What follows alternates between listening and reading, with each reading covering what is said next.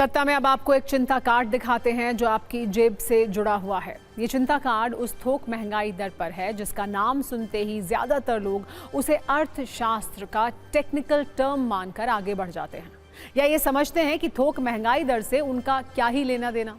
लेकिन आज हम आपको आसान भाषा में ये समझाने वाले हैं कि कैसे थोक महंगाई दर के आंकड़ों में नए संकट वाले संकेत हैं जिसकी कीमत आपको भी चुकानी पड़ सकती है।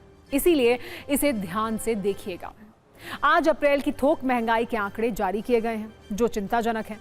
अप्रैल में थोक महंगाई दर 8.30% पर पहुंच गई है जो मार्च में सिर्फ 3.88% थी। यानी सिर्फ एक महीने में थोक महंगाई दर में दोगुने से भी ज्यादा का इजाफा हुआ है। मार्च के मुकाबले अप्रैल में होलसेल प्राइस इंडेक्स में 4.42% की बढ़ोतरी हुई है। इसीलिए आज हमने इस आंकड़े पर आपके लिए चिंता कार्ड तैयार किया है जिसे देखकर आपको इस विषय की गंभीरता समझ आएगी। अक्टूबर 2022 में थोक महंगाई दर 8.39% थी। इसके बाद इसका स्तर लगातार नीचे गया था, लेकिन एक बार फिर ये 8.3% पर पहुंच गई है जो 42 महीने के बाद सबसे ज्यादा है।